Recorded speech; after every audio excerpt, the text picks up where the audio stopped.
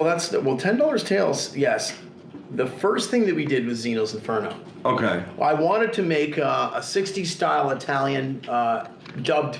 We wanted to make a movie that was dubbed in English to make it look like it was like a lost gem from Italy back in late 60s. Right. Which in the end it didn't exactly turn out that way. But I was overly ambitious. I took off more than I could chew. But I cut it down, by the way. It's actually really entertaining now that it's only 45 minutes long. Okay. Cut it way down. Mm-hmm. The Heart of the Watermelon. It's much better now. Right to the dirty parts. But it's good. It's a really good cut. And by the way, that's the cut. It's 50 minutes exactly. That's the cut I still bring back to theaters once every 2 years. Right. We always sell out the theater. Yeah? Every time. Yeah. No more 70-minute fucking yawn fest. No so more. Then how did that become $10 Tips? Well, that was how we cut our teeth. And then Marshall was talking to some of the Kojiko cable, and Marshall brought it back to me and John Doherty and my brother Marshall. And so then that forced us to have to make a new movie, a new 22-minute movie every goddamn 2 months. And so the beautiful thing about that is that there's no time to drag your feet.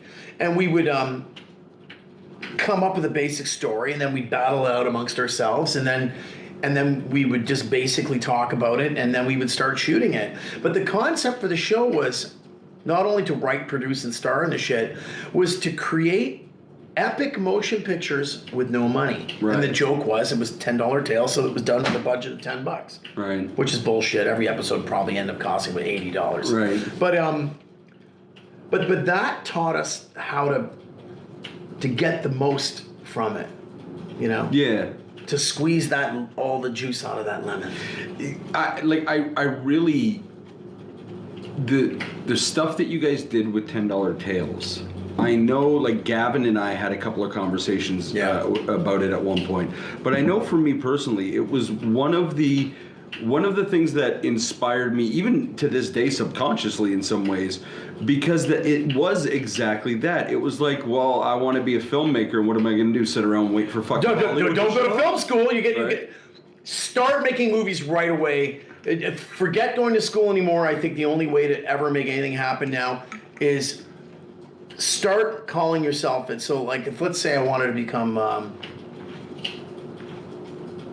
brain surgeon, I'll start calling myself a brain surgeon and start offering. that might not be the field. I'll move to the Andes and start drilling holes in people's heads. I'm a veterinarian. Right. No, but outside of that, like for craft stuff, I get what you're saying.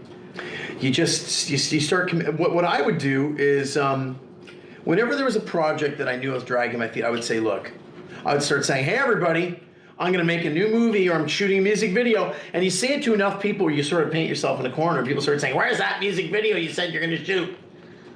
And I say, oh, yeah. Fucking it'll be out by December.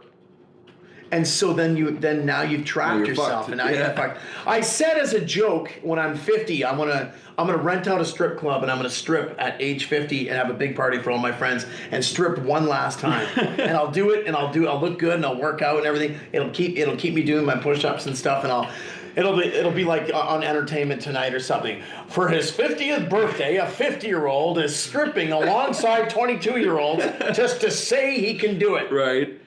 Talk to me about, that's actually, I would love to hear that story. Could you tell me about your stripping days? The stripping days, wow. That'll do it for this episode of the AVB Podcast. Don't forget you can subscribe to our full audio episodes on Spotify, Apple Podcasts, or anywhere you find your audio podcasts. The full episodes, highlights, and our live off-the-floor performance videos can be found at our YouTube channel, and you can follow us on Facebook and Instagram at the AVB Podcast. Of course, you'll find links to our incredible sponsors and this week's guest in the description below. The AVB Podcast is part of the Border City Network. Find more great content at bordercitynetwork.com. See you next time, folks. Bye-bye.